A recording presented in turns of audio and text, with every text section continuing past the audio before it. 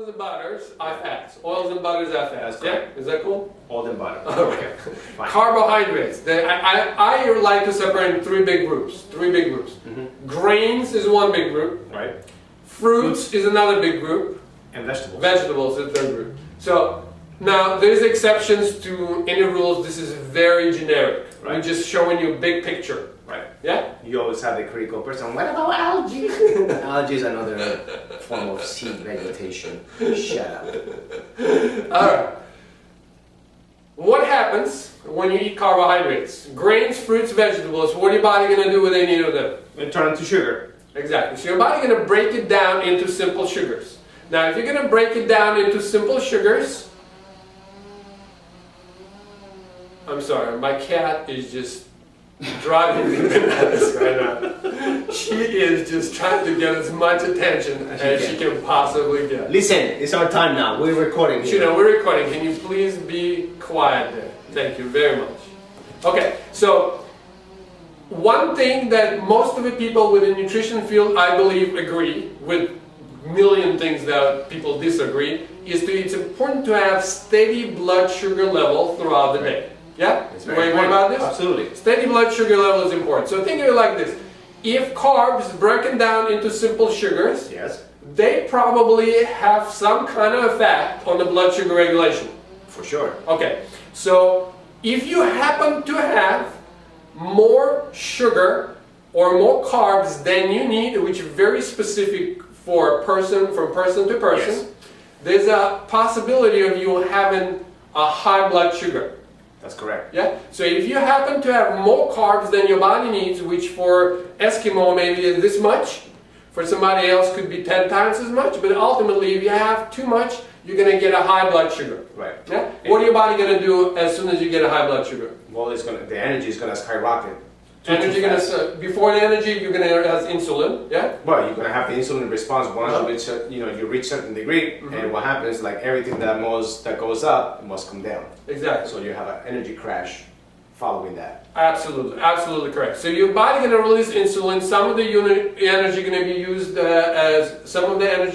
as like energy. Correct. And some excess of that sugar will be stored as fat. That's right. So I always say pay attention. Number one, if you're having too much here, right, there's a chances of too much carbs within your diet. Right, and we will make a reference to those particulars, in future episodes. But there's certain places in the body that once you start storing fat there, it's going to give you a very good indication of which organ or which system in your body is actually out of imbalance. Exactly.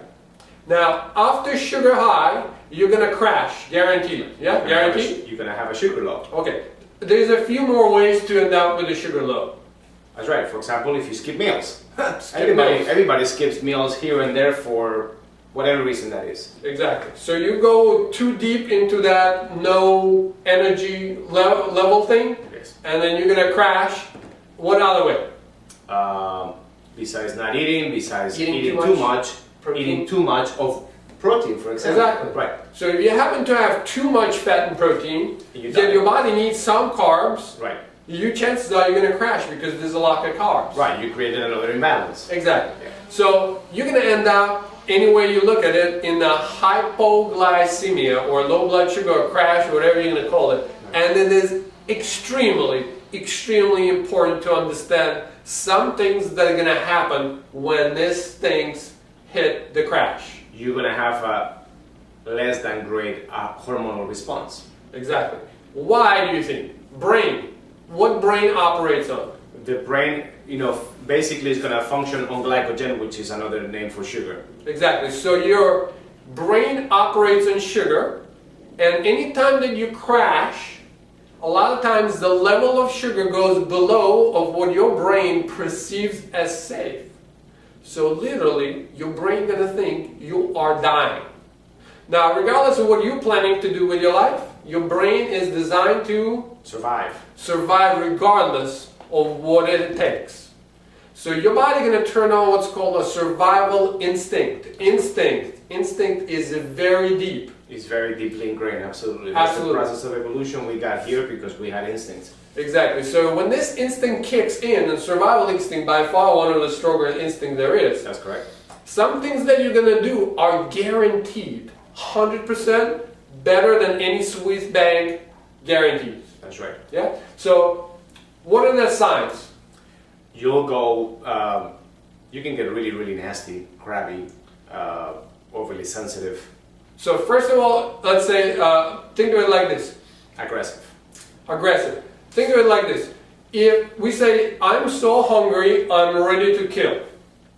And I always say that's because you are ready to kill. You're a machine designed to kill. Anytime back in the days that you drop in your low blood sugar, you needed to go out there and hunt somebody. That's right. So what happens, like, if you walk around the jungle like happy, you end up being killed by some nasty dude. The angry people survived. The happy people barely survived. Well, that's a wide statement, yes, because angry people go happy too, unless you have a hormonal response that makes you go hungry. But ultimately, you're gonna get angry when you low blood sugar, That's even correct. if you're a very, very happy person in general. Yeah, and it doesn't have to be angry because although you're absolutely right, some other people have a different, a different emotional response. They can get really sad, and very into themselves, and just. So you can be Depressed. moody. Yeah, you're gonna be moody. You're not gonna be just right. You're not gonna have a positive attitude. No, that's for sure. Okay. The other thing, if you have this much energy and your body needs more than that, Right. what is your body gonna do with the energy that it already has? Well, it's actually gonna sacrifice a lot of it, and it's going to transport the energy to a different system. But it will ultimately it will look for other resources of energy to conserve some of the stuff that you have already stored for the sake of Survival. Yeah. So whatever energy you're gonna have, your body would want to conserve that energy. And if you're running around and trying to exercise when you're low blood sugar, That's right. or you've got an important project at work, what do you think your body wants to do with you? Well, it wants to maintain that store energy as a store energy in case of further survival. So it's gonna shut you down. It's gonna shut you down or start consuming some of the tissues that are actually energy. Or it's going to start catabolizing. Yes. But ultimately what you're going to do is you're going to do something like this, and you're going to start being kind of tired. You might reach out for some coffee, or you're going to go for some alcoholic beverage. Sugar. Sugar. Candy. That brings us to another point. If your body is low on blood sugar, what's the fastest way to get your blood sugar levels up? Sugar. Exactly. So you want it, you don't want it, Right. you're going to eat sugar. Yes. You're guaranteed to eat carbs. As a matter of fact, if you don't know what the carbs are, just wait until you're super hungry. And you'll know. Whatever you grab first, I'm sure that's going to be a carbohydrate. And chances are alcohol will be number one on that list. All right, so we got interrupted. There was a power outage in Miami, old house. What can you do? It happens. Okay, so you're going to reach for, chances are, for something sugary. Yes. Yeah? So something sugary, chances are will be alcohol. You're just going to go and eat it. Yeah? Right. Now, the fourth thing is very important, I believe. And this is how I explain it. Anytime your blood sugar level drops, so there's a possibility of you not surviving. That's for sure. Absolutely. So think of it like this. Now, we live in Miami. We get a lot of hurricanes out here. Hopefully, we're not going to have any this season. So, but anytime the hurricane comes to Miami, there's a possibility of us not surviving. Yeah. That's a happy thought. Let's say Obama comes on TV and say, "People of Miami, I guarantee you, by newest NASA technology, Right. the hurricane gonna last exactly 3 days and not a day more. That's correct. Please go to the supermarket and buy food